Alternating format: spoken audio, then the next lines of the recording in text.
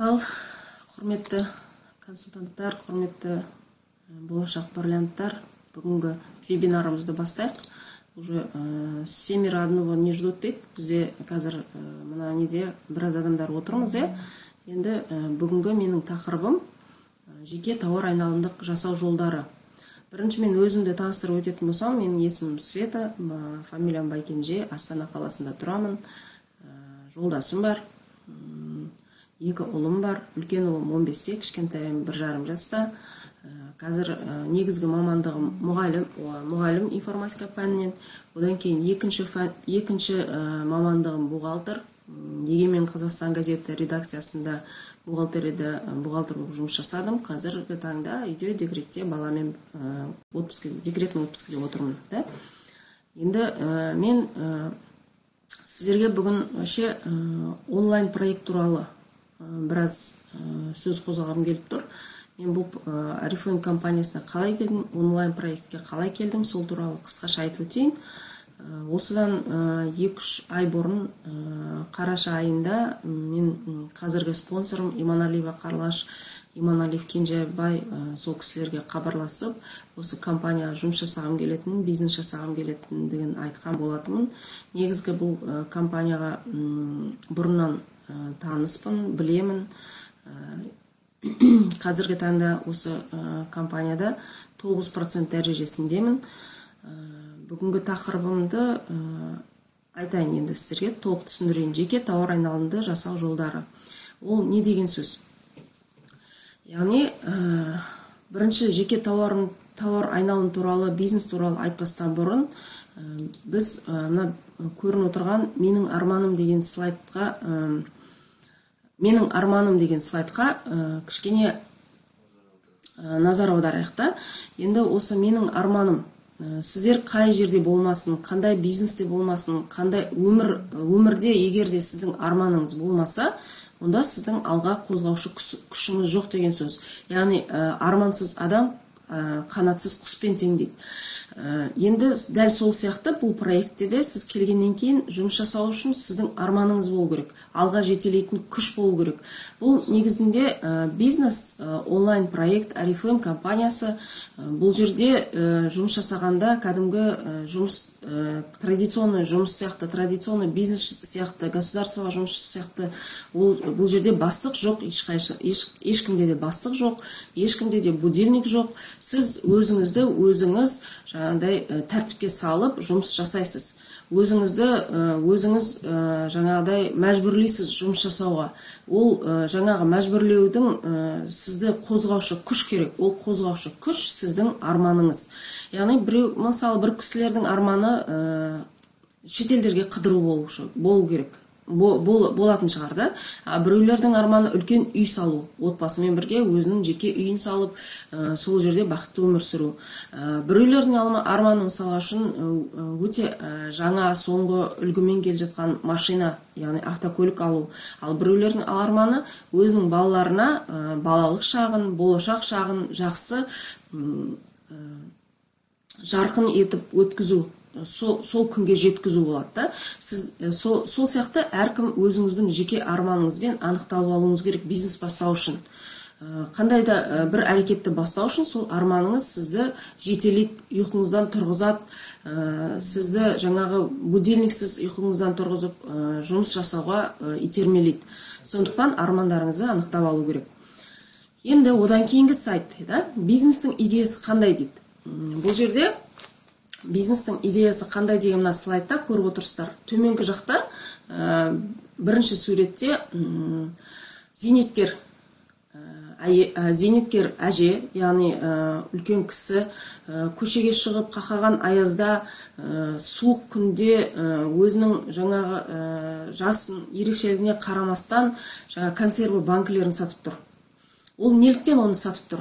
Ол соған мәжбүр қажеттіліктен, өзіне ақша керек болғандықтан қажеттіліктен ол сол көшеге шығып жаңағы өзінің жаз бойы жапқан консерві банкілерін көшеге шығып сатып тұр.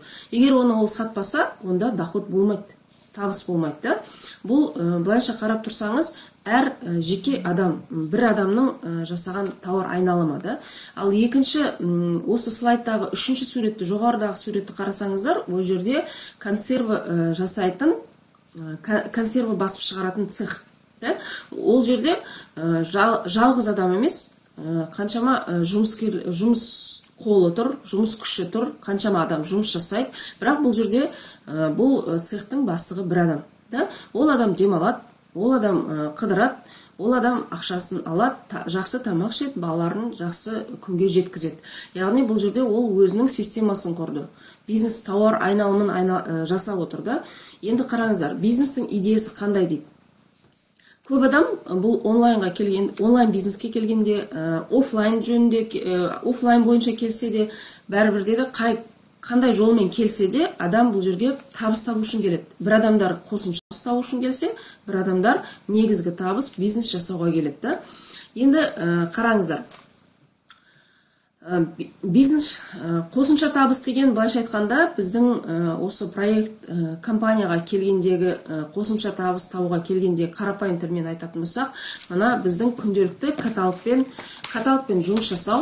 Яғни келген адам тіркеліп компанияға өзінің склад бағасымен алады, склад бағамен алады да, өз бағасымен, мына каталог бағамен сатады. Осы екеуінің арасынан пайдасын көріп, осы жаңағы үстінен көретін тиын тебенді қосымша табыс ретінде табады. Бұл қосымша табыс. Ал егер сіз бизнес жасағыңыз келсе, мен сіздерді бизнес жасауға шақырамын да, бизнес жасағыңыз келсе, сіз өзіңізді қоршаған ортаңыздың жаңағы күнделікті жуынуға қажеттілігінен, біздің осы компанияның тауарға деген қажеттілігінен пайдаланып, сіз өзіңіздің үлкен командный товар оборотыңызды, тауар айналымыңызды ұйымдастыра аласыз. Сол кезде ғана сіз уже негізгі жұмыс бизнес жасай аласыз, үлкен табысқа жете аласыз. Мінекей мына слайдта қарасаңыз, ортадағы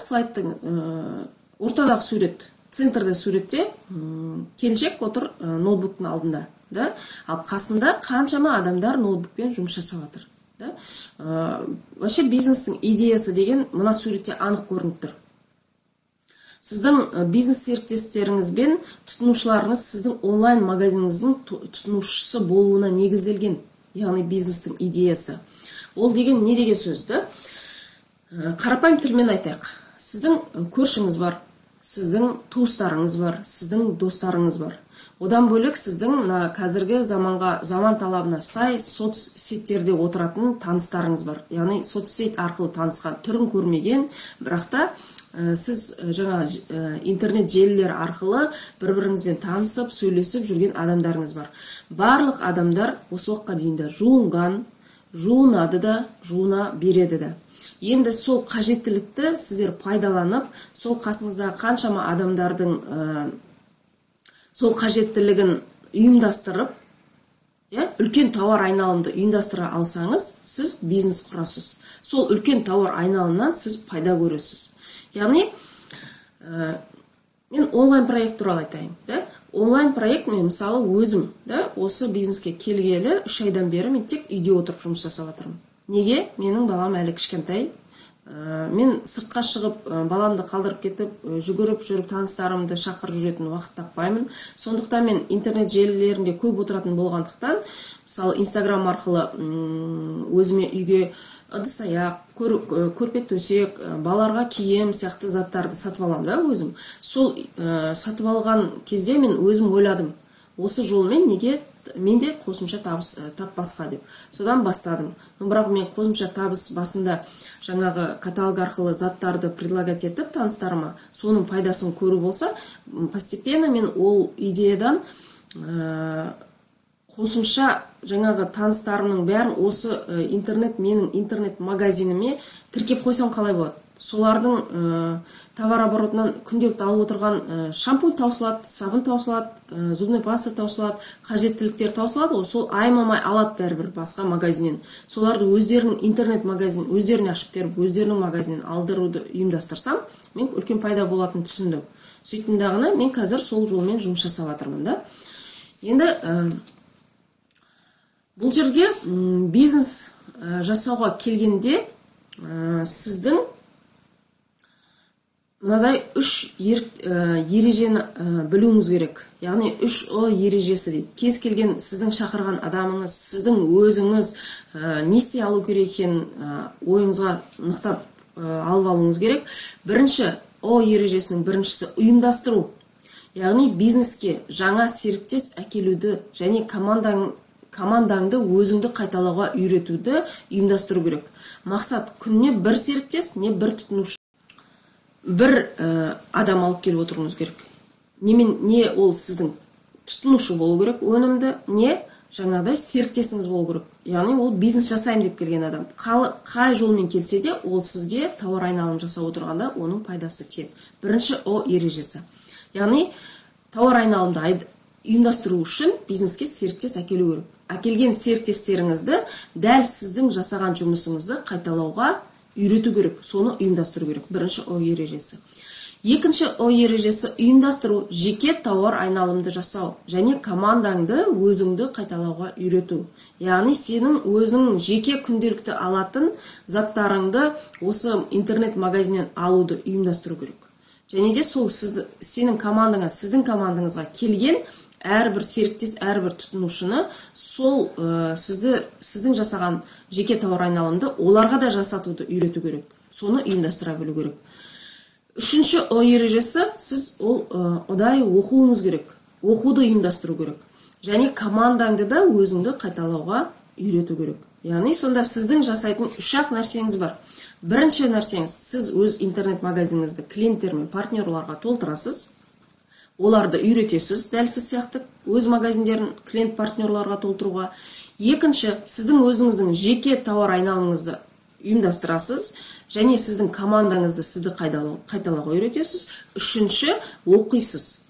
Және сіздің командаңызды оқуға үйретесіз. Олар да сізді қайталап оқу керек. Сол осы 3 ережені мықтап жасай білсеңіз, онда сіздің бизнесіңіз ұшады деген сөз. Біздің бизнестің негізгі 3 ережесі осы. Енді ары қарай кеттік. Мына слайдта мен жаңа жеке тауар айналымды жасау керек дедім ғой, екінші ереже бойынша. Жеке тауар айналымды жасауды ұйымдастыру деп. Мына неде слайдта көрініп тұр. Сіз қандай бал жасағанда қаншалықты балға шығасыз, бал жинайсыз, қанша адаммен, және қандай процентке шығасыз. Сол жасаған балыңыздан қаншалықты пайыз есебінде пайда көресіз деген сөз. Мінекей бірінші столбецте, яғни бірінші қатарда деңгей жазылып тұр. 3%, 6%, 9%, 12%, 15%, 18%, 22%. Бізде компанияда 3%-тен бастап 22%-ке дейін үстінен тауар айналым, үлкен группаның жасаған тауар айналымнан осындай пайда көруге болады. 3%-тен 22%-ке дейін. Екінші столбецта бал бонус дейді. Яғни бұл бонус дегенді қалай түсінуге болады? Мысалы, әр елдің өзінің валютасы бар да. Мысалы, Қазақстанда теңге болса, Россияда рубль. Сол сияқты бұл компанияда да, Oriflame компаниясында да әрбір алған заттың өзінің жаңағыдай бағалау валютасы бар. Ол деген сөз Oriflame компаниясында әрбір зат балмен бағаланады. Егер сіз 3%-пен 3% деген сөз негізінде 150 балл жасау керек. Енді қараңыз, 3-ші, 4-ші, 5-ші қатарларда жазылып тұр 50 балл, 100 балл, 150 балл. Осы 50 балды, 150 балды, 100 балды қанша адам бірігіп жасауға болады дейді. Негізінде, мына жерде екінші столбецте 3%-ге шығу үшін 150 балл керек болса, егер сіз өзіңіз 50 балл жасасаңыз, онда сіздің командаңызда 2 адам тағы 50 балдан жасағанда, сол кезде ғана сіз 150 балл болады. Сонда ол деген сөз, сіз 3 адаммен 50 балдан бірігіп 150 балл жасайсыз. Ал егер 100 балдан жасасаңыз, сіз дәл сіз сияқты командаңызда тағы бір адам 100 балл жасаса, онда сіз сол 150-200 балл жасап отырсыз. Одан кейін соңғы қатарда көрініп тұр 150 балды жалғыз өзіңіз жасауға болады. Бір адам. Егер 6%-ке шыққыңыз келсе, ол кезде 450 балл болу керек, 6%. 50 балдан жасайтын болса, оны 450 балды 50 балдан 9 адам жасайды екен. 100 балдан 5 адам жасайды екен. Ал 150 балдан 3 адам жасайды. Ал 9%-ке керек 900 балл. 50 балдан 18 адам жасайды. 100 балдан 9 адам жасайды. 150 балдан 6 адам жасайды. 12% 1800 балл. 50 балдан жасағанда 36 адам керек. 50 балдан жасайтын. 100 балдан жасағанда 18 адам керек. 150 балл жасағанда 12 адам керек. Солаймен 22%-ке дейін қараңыз, соңында 22,5 мың балл керек болса, оны 50 балдан 150 адам жасайды екен. Ал 100 балдан 75 адам жасайды. Ал 150 балдан 50 адам жасайды. Енді өзіңіз салыстырмалы түрде қараңыз. Егер сіздің командаңызда 50 балдан жасайтын адам болатын болса, командаңызда неше адам болу керек? Сіздің шығатын процентіңіз, көздеген процентіңіз, алғыңыз келген пайдаңыз, мысалы 12% болса, 1800 балды сіз 50 балдан жасайтын 36 адам табуыңыз керек болады. Ал 100 балдан жасайтын 18 адам табуыңыз керек болады. Ал 150 балдан жасайтын 12 адам табуыңыз керек болады. Сонда қайсысы жеңіл екенін қараңыз, салыстырмалы түрде. 12 адам тапқан жеңіл ме, әлде 36 адам тапқан жеңіл ме?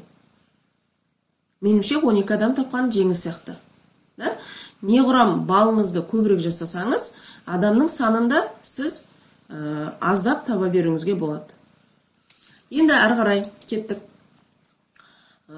Биыл бізде осы компанияда әр жыл сайын жаңағы айлық пайыз көлемі бонустардан, премиялардан бөлек, жаңағы пассивный доход дейді, олардан бөлек шетелдерге шығу, тегін шетелге барып демалу мүмкіндігі бар. Яғни қазір өте жақсы компания акция ұйымдастырып жатыр. Ол акциялар шығарды, яғни ол биыл сентябрь айында, қыркүйек айында компанияның 50 жылдығына байланысты менеджерлер конференциясын Болгарияда өткізбекші. Ол Болгарияға бару үшін бүгін жаңадан келген адам, сіздің интернет магазиніңізге жаңадан тіркелген сіздің тұтынушыңызды, болмаса серіктесіңіз болсын, не болмаса онлайн жолы емес, офлайнмен келген, жаңадан келген танысыңыз болсын, досыңыз болсын, бәрі де бүгін келген адам осы условияны орындап 18%-ке шығатын болса, онда сіздің жаңадан келген адамыңыз, болмаса сіздің өзіңіз жаңадан келіп отырсаңыз, бүгіннің өзінде, сіз 18%-ке шықсаңыз, Болгарияға барасыз. Енді 18% деген былайша қарап тұрсаңыз, жаңағы алдыңғы таблицадан қарағанда, слайдтан қарағанда, 100 балдан 1800 балды, 50 балдан 1800 балды 100 адам жасау керек болып тұр. Ал 150 балдан 33 адам жасау керек болып тұр. Сізге қайсысы жеңіл болады? 100 адам тапқан жеңіл бола ма? 33 адам тапқан жеңіл бола ма? Ол жағында өзіңіз қарастыруыңыз керек. Енді ары қарай кеттік. Сіздерді осы Болгарияға баруға шақырамын. Сол үшін әрқайсыңыз өзіңіздің бизнесіңізді құрыңыз, бизнес жасаңыз, шақырыңыз таныстарыңызды. Былайша айтқанда, басында да айтып жатырмын. Адамдар жуынады да, жуына да береді.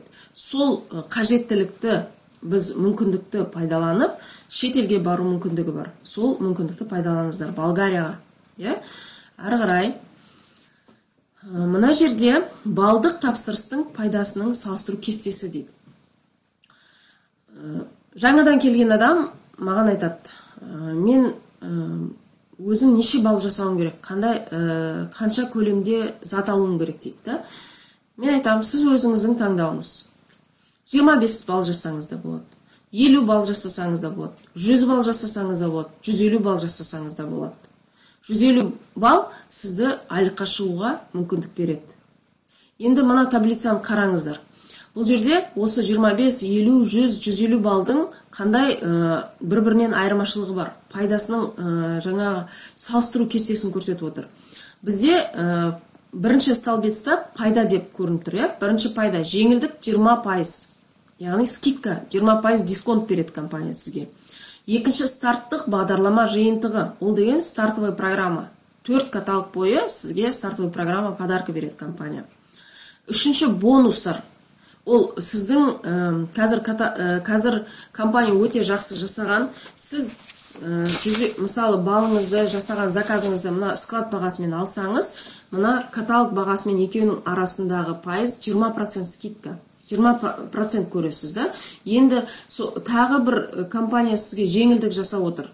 Бонус 10% деген не? Бонус 10%. Сіз мына баға бойынша аласыз. Бірақ мына баға бойынша компания склад бағасынан бөлек каталогтағы сату бағасынан екеуінің арасындағы разница сол мысалы былайша айтқанда, мысалы сіз мына склад бағасымен 25 мыңға товар алдыңыз делік, иә? Оны каталогтағы бағасы сол товардың 33 мың дейік. 33 мыңның жаңағы 10%-ін каталог бағасының 10%-ін компания сізге қайтан қайтарып береді. Ол деген сөз 33 мыңның 10%-і 3300 теңге деген сөз. Сонда сізге компания 3300 теңге бонус береді деген сөз, иә?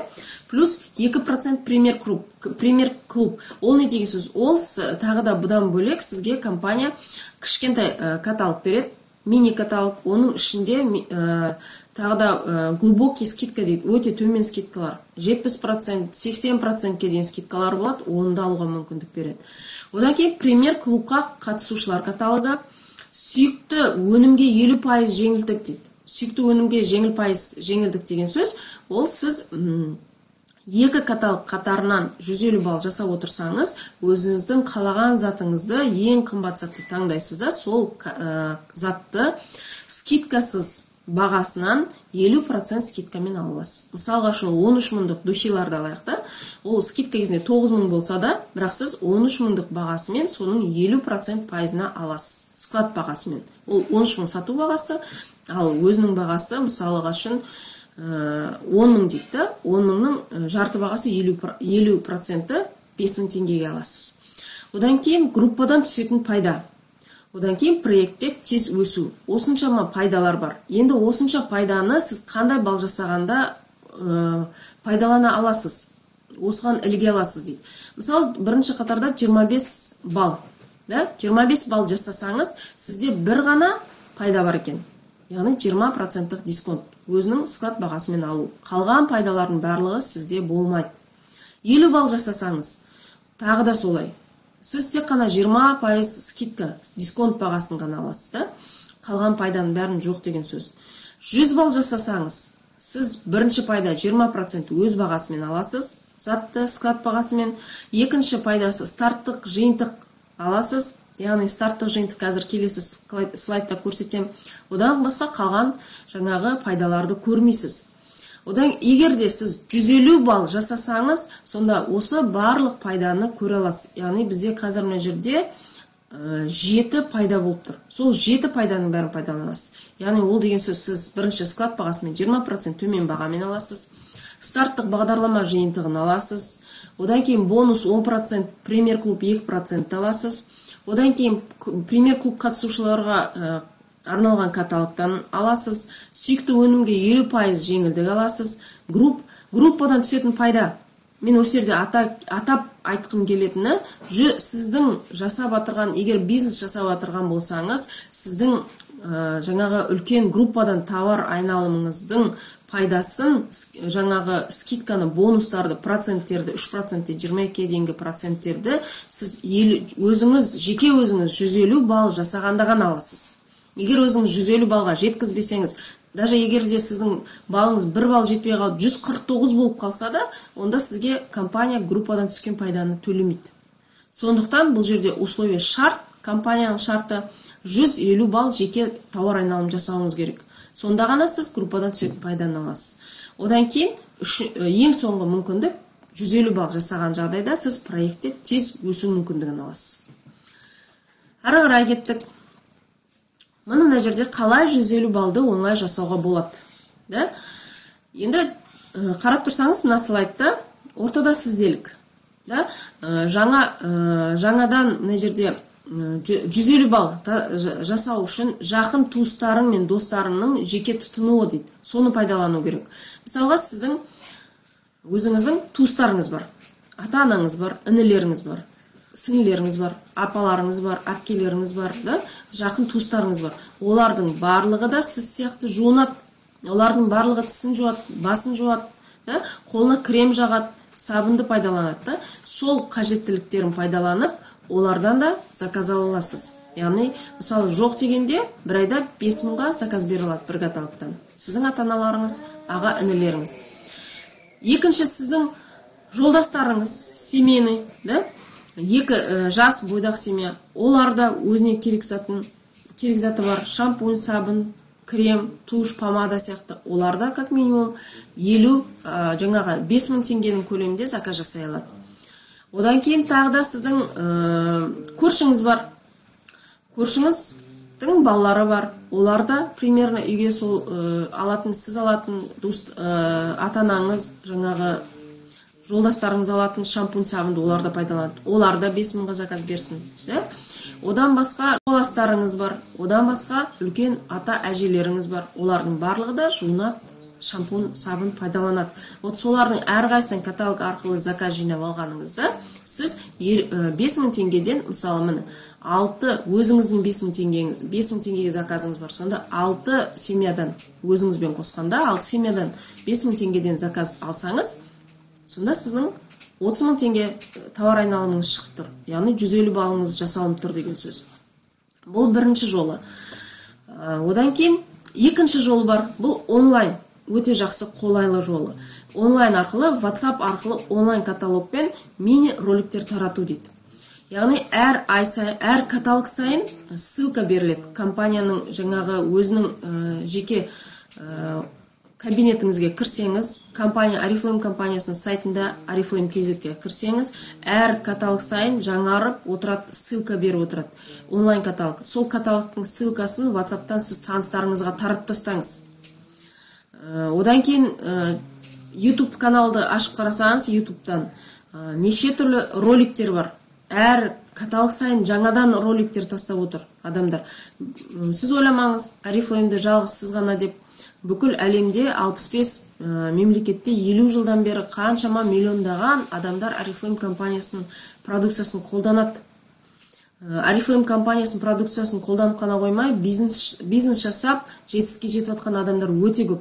Сол адамдардың көпшілігі қазір онлайнға өтті. Өйткені онлайн өте тиімді, уақытыңызды үнемдейді, ақшаңызды үнемдейді.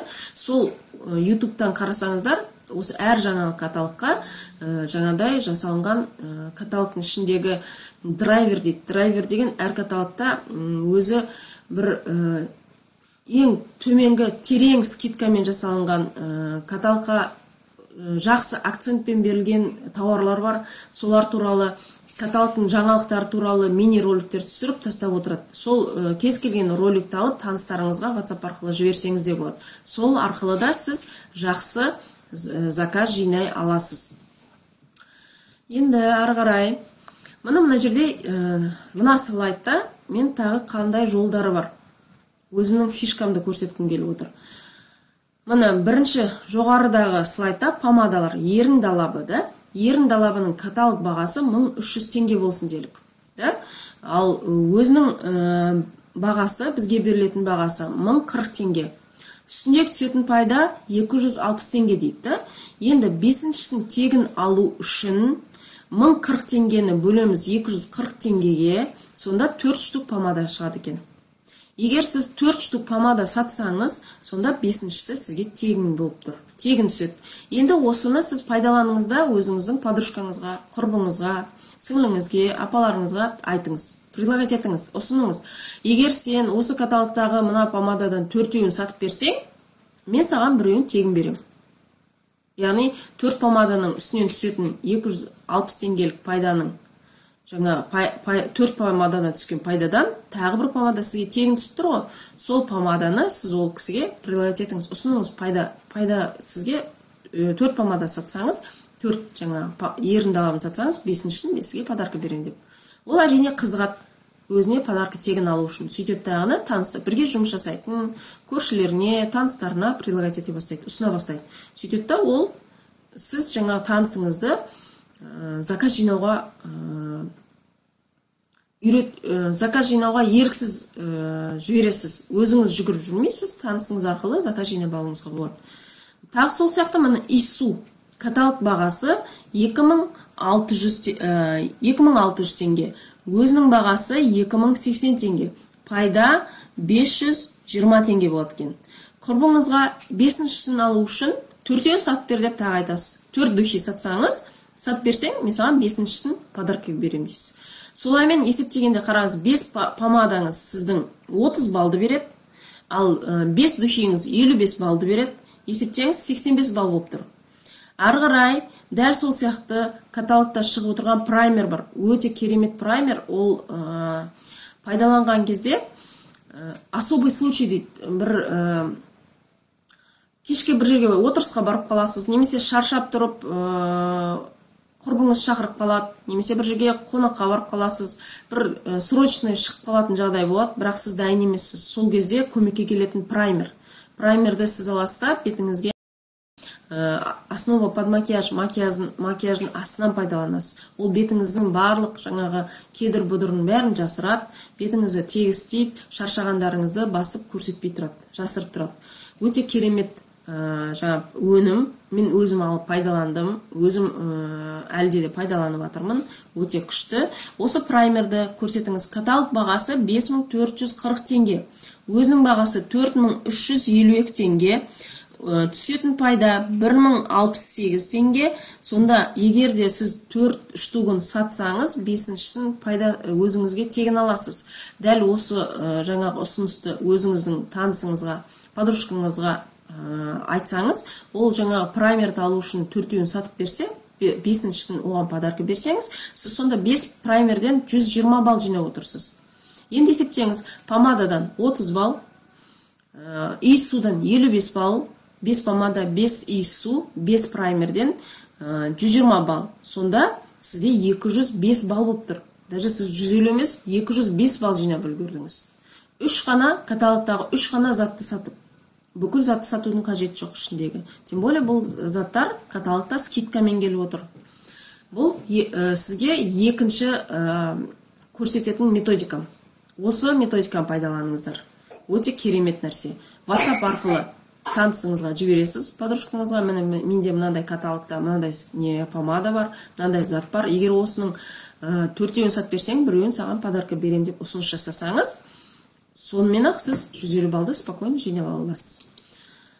Ары қарай, қазір бізде мына бүгіннен басталды 4-ші каталог, яғни 13 марттан 1 апрельге дейін. Өте керемет каталог. Мен ішінен қарап отырмын. Өте мықты, өте жаңағыдай төменгі бағамен скидкалар, тиімді ұсыныстар компания жасап отыр да. Соның бірі, бірінші мына слайдта көріп отырсыздар, weekend, мына духи, да, weekend духи. Слайдта, мына слайдта бірінші жоғарыда тұрған сурет. Яғни, мына жерде каталогтың условиясы бар да. При заказе на 2700 тенге из этого каталога скидка на аромат минус 70%. Яғни, өте төмен, өте жаңағыдай глубокая скидка 70% пен 13 000 теңгенің weekend деген Эклад Female Weekend иіссуы, туалетный водасы 3900 теңгеге алуға мүмкіндігіңіз бар. Енді оның жаңағы шарты бар. Шарты қандай? Мына каталогтағы 11-19 беттен басқа заттардан, өнімдерден каталогтан 2700 теңгеге заказ жасасаңыз, сіз мына weekend духиін, туалетный водасын 3900 теңгеге аласыз. Өте керемет ұсыныс емес пе?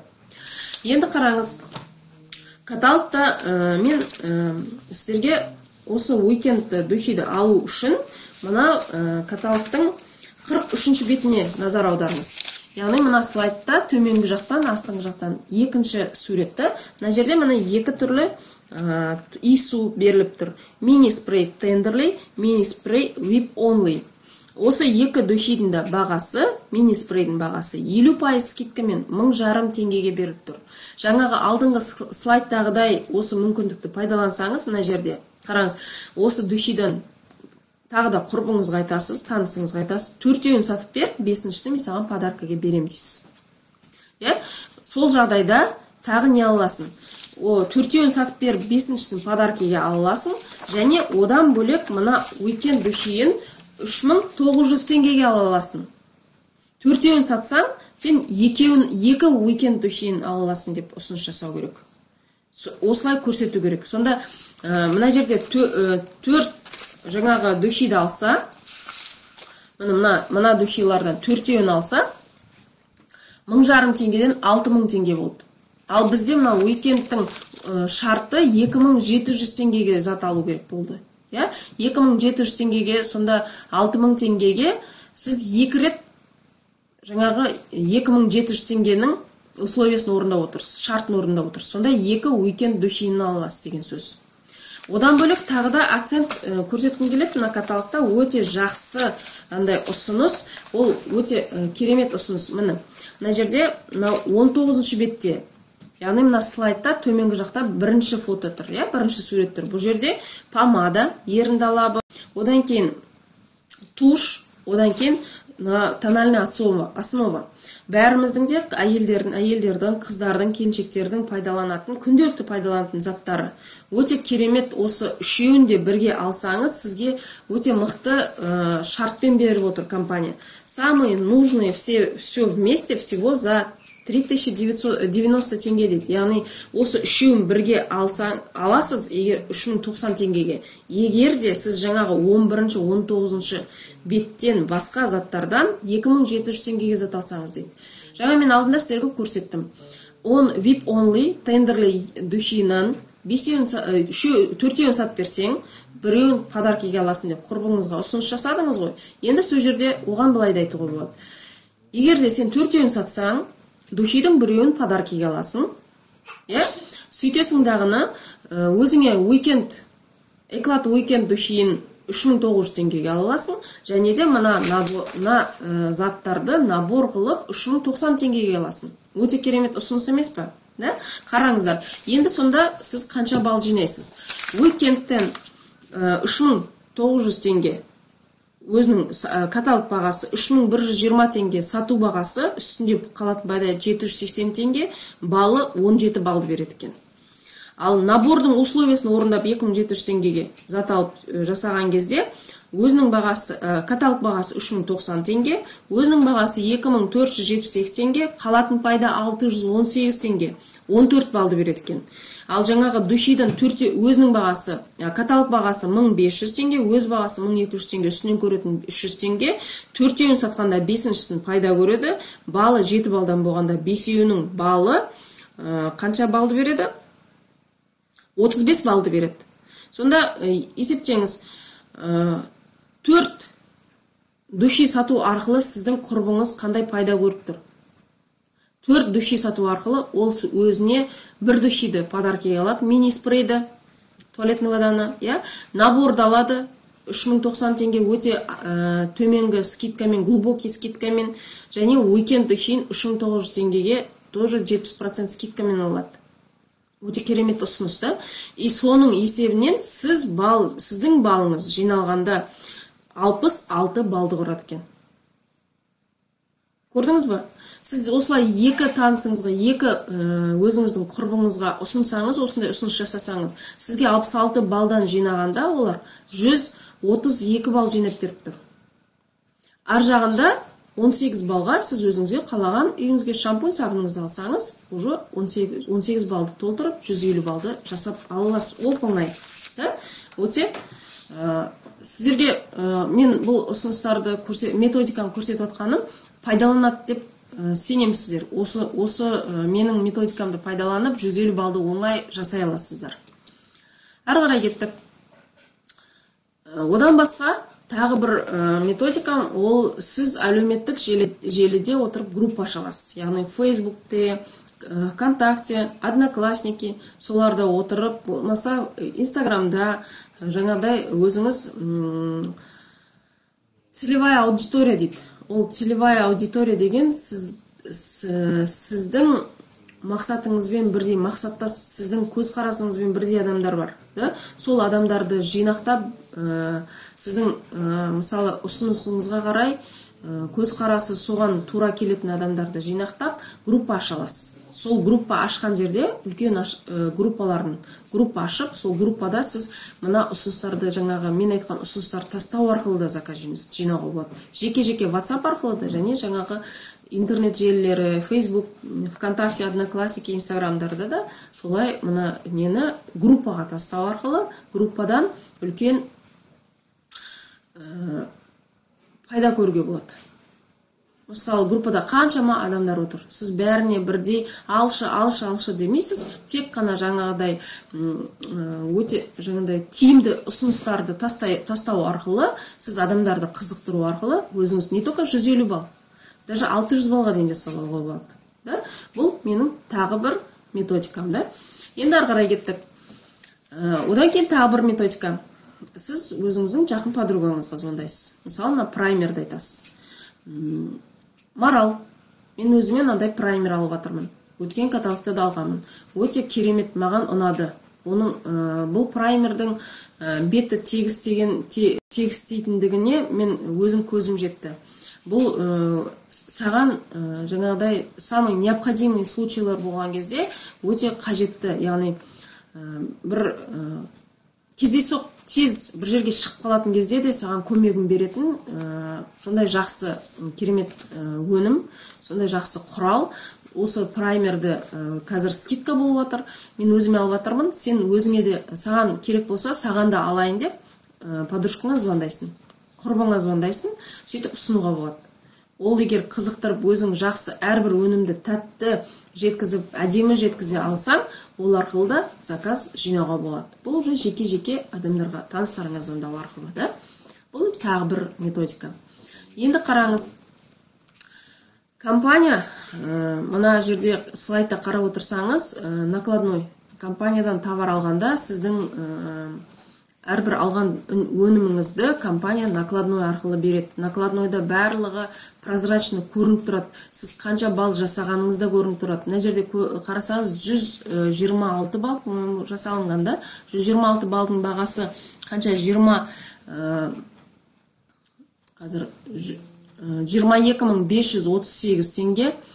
Использованная скидка дейді 13.522 теңге. Сумма по накладной 9.016 теңге. Итого к оплате 8.843 теңге. Мына жерде использованная предоплата. Алдыңғы каталогтан қалған предоплата 173 теңге. Сонда 22.538 теңгенің затын 8.842 теңгемен алуға болады. Ол деген сөз, сіз 150 балл жасасаңыз, сіздің командаңыз товар айналымынан сізге түскен пайдадан, жаңағы төленген бонустардан, проценттерден сізге компания мынадай скидка жасайды. Өте керемет. Сонда сіз үйге алатын 5000 теңгенің затын 2,5 теңге ала аласыз деген сөз ғой, егерде сіздің командаңызға үлкен товар айналым жасауды ұйымдастыра алсаңыз. Бұның бәрі накладной арқылы көруге болады. Ары қарай, бағана алдында мен сіздерге бір алдыңғы слайдта көрсеткенімдей балл жасаудан түсетін пайдалар, да, салыстыру кестесінде көрсеткенде екінші қатарда болды. Старттық бағдарлама, яғни стартовая программа, шаг подаркілер, да. Ол не деген сөз? Егер сіз 100 балл жасасаңыз, тіркелген күннен бастап 21 күннің ішінде, яғни 3 апталық каталог көлемінде 21 балыңызды 150 балыңызды жасайтын болсаңыз 21 күнде, солаймен әр каталог сайын 100 балдан жасап отырсаңыз, мына жерден 4 шақтың пайдасын көресіз. Яғни бірінші шақ, бірінші қадам. Бірінші қадамда қарап тұрсаңыздар молоко мед сериясы, яғни сүт және бал сериясы. Атақты Клеопатра, білесіздер, сүтке, балға шомылып, өзінің қаншалықты өзі әдемі болмаса да, сұлу болмаса да, бірақ та қаншама ер кісілердің алдында тартымды, сүйкімді бола білген. Оның құпиясы ол сүтпен балға шомылатын болған, өзінің дене күтіміне аса көңіл бөлетін болған. Вот сол серия, сол жаңағы әдісті пайдаланып компания бал мен сүттен жасалынған құрамында бар серияны бізге ұсынып отыр. Өте керемет серия. Бұл серияның айта кететін ерекшелігі сіз иісімен тартымды, адамның денесінде сіз оны пайдалансаңыз, өзіңіз тартымды, әдемі болып жүресіз, өзіңіз жақсы көре бастайсыз да.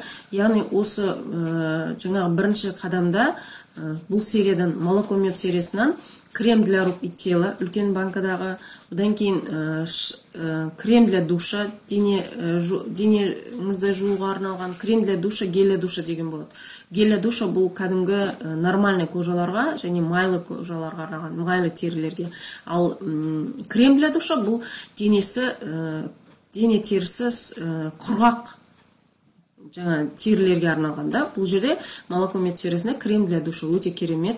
Одан кейін сабыны бар, мыло, одан кейін смягчающее средство, кішкентай баночкада ең алғашқы легендарный компанияны, легендарный продукциясы, өнімі, ең компания, Oriflame компаниясының ең алғашқы шығарған каталогта компания жұмыс жасаған өнім осы смягчающее средство. Бұны алғашында компания көздің айналасын терісін күтуге, ерінің терісін күтуге, тырнақтың айналасына кутикуланы күтуге арнайы шығарған өнім болатын да. Осы өнім юбилейный өнім деп айтуға да болады. Осы өнімдерді ұсынады. Бірінші қадамның бағасы негізінде 8850 теңге тұрады. Сіз оны 2350 теңгеге аласыз. Екінші қадамға келейік. Екінші қадамға бетті ағартатын пигментный пятналар, пигментный дақтарды кетіретін, как раз осы қыстан көктемге шыққан кезде қолдануға өте жақсы, қолайлы кремдер, түнгі күндізгі крем және көздің айналасына қолданатын крем және туш. Осы 4 өнімді береді. Оның бағасы 18730 теңге, 2350 теңгеге аласыз. Одан кейін үшінші қадам, бұл жерде өте элитный серия деп айтам, VIP серия деп айтуға болады. Бұл Giordani сериясы, Giordani'дің парфюмированная вода духи, одан кейін тональная основасы, помадасы, туштары өте керемет. Бағасы 30750 теңге. Оны да сіз 2350 теңгеге аласыз. Төртінші қадамда екі түрлі сіздерге компания жаңағы төртінші қадамда өнімдер ұсынады. Бір түрі әйелдерге арналған, екінші түрі ерлерге арналған. Әйелдерге арналған серияда Wellness Pack, яғни Wellness Pack'ті береді, және экологен, Novage сериясының, экологен сериясының сывороткасын береді, және де Эколаттың духин береді, туалетный водасында. А мужской серияда Wellness Pack, Formen сериясынан шампунь и гель для душа, пена для бритья, спрей после бритья, крем после бритья осыларды береді, және де Эколат одеколонын береді. Сіз өзіңіз таңдай аласыз. Сонымен төртінші қадамның бағасы 33650 теңге, оны да 2350 теңгеге аласыз. Бұдан түскен пайда 82580 теңгені береді. Енді өздеріңіз ойланып қараңыздар. Өздеріңіз айтыңыздаршы, қай жерде сіз шампунь, сабын сатып алған үшін осыншама пайдаға өнім береді? 2350 теңгеге. 82000 теңгенің затын 2350 теңгеден аласыз. Әр қадам жасаған сайын. Ондай мүмкіндік еш жерде жоқ. Өте керемет мүмкіндік. Енді мен тағы бір айта кететін, осы жерде айта кеткім келіп отыр. Өткен жолы маған жолдасым аяғыма кроссовка алуға және балама киім алуға ақша берді. Мен оны өзім жаңағы Артем базарына бардым, крытый рынокқа. Осы Oriflame компаниясына пайдаланған именно мына екінші шаттың подаркасынан кремдер бар, және төртінші шаттан түскен Эколат одеколон бар. Сол кремдермен Эколат одеколонына бір кроссовка және балама, кішкентай балама садикке киетін киімдер және жатын киімдерін ауыстырып алдым. Бартер жасап алдым. Базарға бардым. Олай да жасауыңызға болады. Үйіңізге керек затты аласыз, одан басқа тағы да өтеді ау деген затты каталогтан таңдап аласыз, сөйтесіз дағыны. Мысалы, былайша, бұл бартердің идеясы қалай? Мысалы, сіз бәрбірде де сол затты басқа адамдар алады ғой. Базардағы сатушылар да сол өнімді тұтынушылар. Олар да сізден алмаса да басқа біреуден сатып алады. Дұрыс па? Ал сіз оны апарып әдемілеп ұсынып көрсетсеңіз, оның жаңағы ерекшелігін, ол өнімнің қасиетін грамотно түсіндіріп айтсаңыз, сіз ол адамды қызықтырсаңыз, сатушыны да, ол сізден қызығып алады. Зато сізде сізге керек затты ол да сатып отыр. Сонда сіз бір-біріңізге бартер жасау арқылы тағы да үстінен пайда көре аласыз. Бір жағынан қарасаңыз, мен ол жаңағы шахтың подаркілерін 2350 теңгеден алдым да, ал кроссовка 10 мың тұрады. Балама алатын киім-кешектер тоже 12 мың тұрады. Сонда 22 мыңның затын есептей беріңіз, почти 5 мың теңгеге мен бартер жасап алып отырмын. Өте керемет пайда. Ол жолды да пайдалансаңыздар болады. Енді бұл жердегі самый ереже, ең мықты ереже, алтын ереже бар. 80% әрекет, 20% білім. Сіз неғұрам көбірек әрекет жасасаңыз, сол құрам тез өсе бастайсыз. Әрекет бар жерде, берекет бар дейді. Тек қана әрекеттеріңіз мықты болу керек. 80% әрекет болу керек. Жаңадан келген жаңағы адамдарға, новичоктарға айтатыным, көбісі ойлап оқып алайын, мынаны біліп алайын, мынаның құрамында не бар деп соны ойланып жүреді, оқып жүреді, бәр жерде оқи береді да. Ешқандай әрекет жасамайды, тек қана ізденеді, қарайды, оқиды. Но әрекетсіз. Сосын бәрібірде айналып келгенде ештеңеге жеткізе алмайды. Ал егер сіз оған қарамастан әрекет жасай берсеңіз, бір адамға барасыз, екі адамға барасыз, түсінем, адамдар түсінбейді, кейбір адамдар қарсылық айтады. Оның бәрімен жұмыс жасау арқылы сіз опыт жинайсыз. Мына методиканы пайдалану арқылы сіз өзіңізге үлкен опыт жинайсыз, адамдармен сөйлесе алатын боласыз. Оның бәрі маған да бірден келген жоқ. Мен де оны қанша бартер жасауды да бірден үйренген жоқпын. Мен сол өзіме алатын затты бір бутикке ғана емес, мен 10 бутикке бардым. 10 бутиктің бәрінде де маған жоқ деп айтты. Мен маған керек емес деп айтты. Мен оған қараған жоқпын. Менің мақсатым кроссовка алу болды, менің мақсатым балама киім алу болды. Сондықтан мен барлығын аралап жүрдім. Мен ол 22 мың теңгені былай берсем, ақшаны былай кетеді. Ал мен мына жердегі товармен алсам, маған қаншама пайда. Сондықтан мен оған ешкімнің жоқ дегеніне қараған жоқпын, ары қарай әрекет жасай бердім. Яғни алтын ереже 80% сізде әрекет болу керек. Одан кейін қарап тұрсаңыз, тағы да мына жерде слайд көрініп тұр да. Бұл слайдта орта статистика бойынша әр жанұя жеке гигиеналық заттар мен косметикаға 7 мың теңге бөледі екен дейді. Яғни мысалға үшін бір балалы отбасы, да? Семьяда бір ғана бала болса, 6-7 мың теңген көлемінде. Егер де семьяда сізде 2 балаңыз болса, 10-15 мың көлемінде. Даже одан да көбірек отбасы мүшелері болатын болса, 20-25 мың теңгеге өнім аласыз. Да? Енді қараңыз, 200 адам 7 мың теңгеден тауар алғанда, 1.400.000 теңгеге тауар алады екен. Бұл сіздің интернет-магазиннің тауар айналымы. Сіз өз құрылымыңыздан, яғни өз структураңыздың тауар айналымынан 20% алғанда, айына 200 мың теңге аласыз. Да?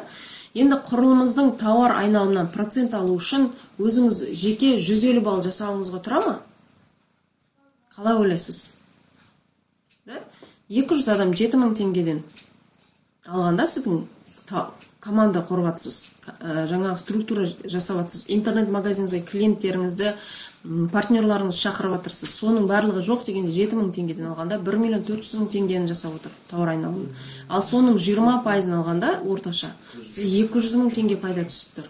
Сол 200 мың теңгені алу үшін 150 балды жасауға тұра ма, тұрмай ма? 30 мың теңгені затын алу. Тем более жаңағы методикалардың барлығын пайдаланып, WhatsApp арқылы каталог тарату, онлайн каталог тарату, ұсыныстар жасау, бартер жасау, осының барлығын пайдалану арқылы 150 балды оп-оңай жасауға болады. Әрине болады ғой, 150 балды жасауға, 200 мың айлық алу үшін, 200 мың теңге пайда көру үшін да, өте керемет нәрсе. Ары қарай, енді бүгінгі жаңағы сабағымды, вебинарымды аяқтай келе, мына жерде сіздерге айтқым келіп отыр. Бізде бұл проекттің мақсаты сіздің жай магазиніңізді интернет-магазинге ауыстыру. Бұл не деген сөз? Сіз былайша алып қарасақ, 10 миллион теңгенің тауар айналымын жүргізген кезде табысыңыз 10 мың доллар болды делік, да?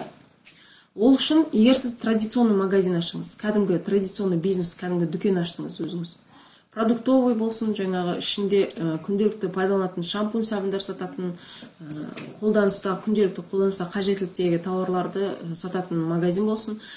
Сіз әшейін магазин ашқанда 10 миллион теңгені товар оборотын алу, айналдыру үшін 10 миллион теңге саласыз. Сөйтесіз да оған қосымша шығындарыңыз болады. Сіз 10 миллионға тауар аласыз, да, магазинді толтыру үшін. Ол магазинді жаңа тауарды қоятындай магазин аласыз, бутик арендовать етесіз, болмаса магазин, помещение арендовать етесіз. Одан бөлек сіз сол магазин, үлкен магазинге мысалы жұмысшылар жалдайсыз, я?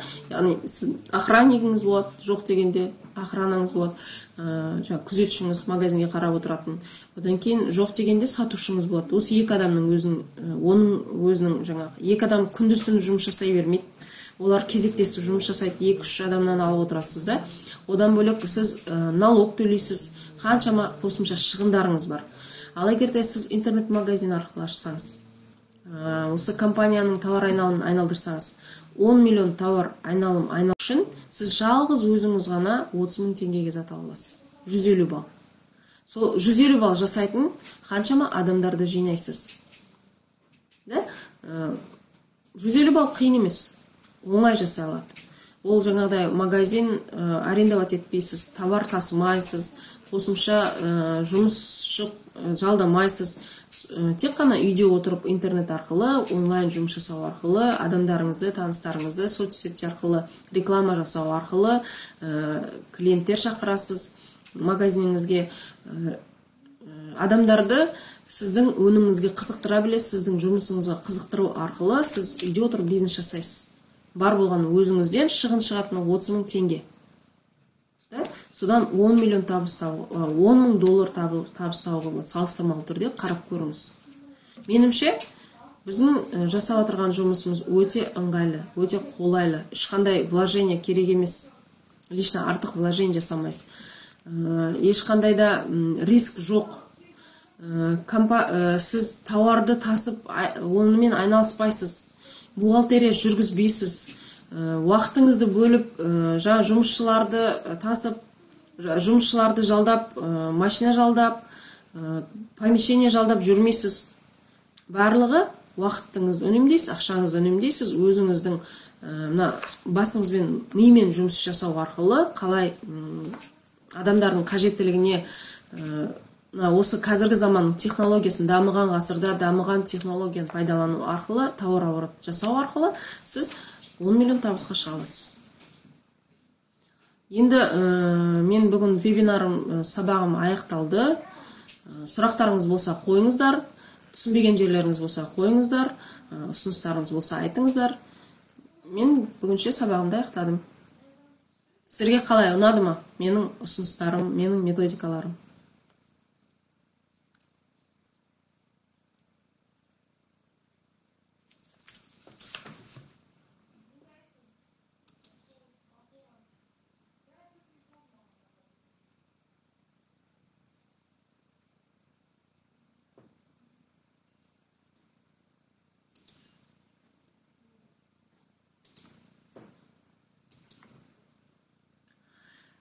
Менің бүгінгі өткізген сабағымнан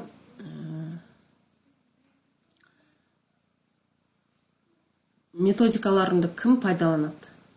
Мысалы, бірінші методика WhatsApp арқылы онлайн каталог тарату. Кімге ұнады? Плюс қойыңыздар.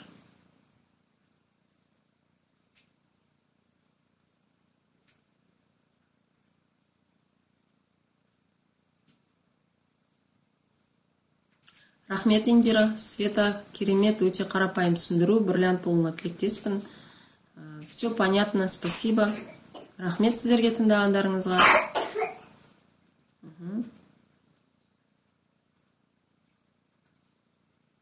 Молодцы, Индира, Гүлмира. Пайдаланыңыздар. Дайын методика, дайын слайдтар, дайын вебинар, дайын видео, осылардың барлығын мүмкіндіктерді пайдалану вообще қазір керемет. Бұрынғы замандағыдай емес, қазір сотовый телефон дегенде барлық нәрсе бар. WhatsApp арқылы, Telegram арқылы, Facebook, ВКонтакте арқылы осы онлайн мүмкіндіктерін барлығын YouTube'тан қарап, әр жаңа каталог сайын жаңалықпен роликтер, мини роликтер, неше түрлі роликтер жасалынады. Сіз сол роликтердің барлығын алып, таныстарыңызға тастау арқылы, ссылкаларын тастау арқылы, сіз таныстарыңызға өнімдерді ұсыну арқылы бизнес жасай аласыз. Өзіңіздің даже керек болса 150 балл жеке тауар айналымыңызды жасай аласыз. Өте керемет, рахмет.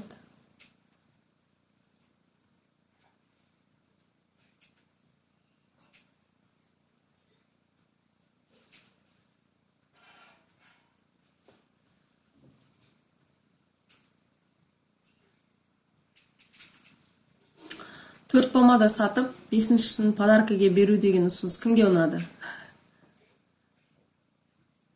Меніңше өте керемет ұсыныс сияқты. Басында ауыртып каталог арқалап, зат арқалап жүгіріп жүрмейсің. Подружкаңа айтасың, төрт помада сатасың, бесіншісін саған подаркаға берем.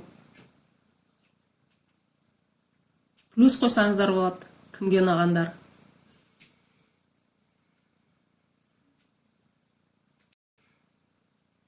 Меніңше онлайн мен офлайнның ешқандай айырмашылығы жоқ, екеуі де бірдей. Тек қана бұл онлайн деген инструмент қой, былайша айтқанда. Рахмет, Индира. Мен бүгін бірінші рет вебинар өткізіп отырмын.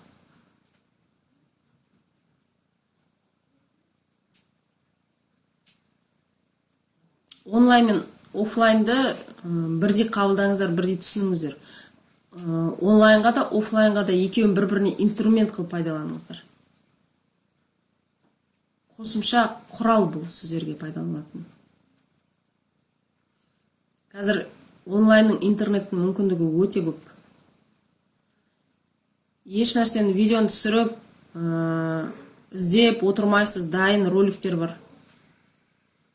YouTube'қа кіресіз, интернетқа кіресіз, өзіңізге керек сұрақты жазасыз. Google деген жақсы білімпаз досымыз бар. Googleға жазасыз. Онлайн каталог Oriflame деп жазасыз. Болмаса методика продаж деп жазасыз. 150 баллды қалай жасайым деп жазасыз. Сразу Google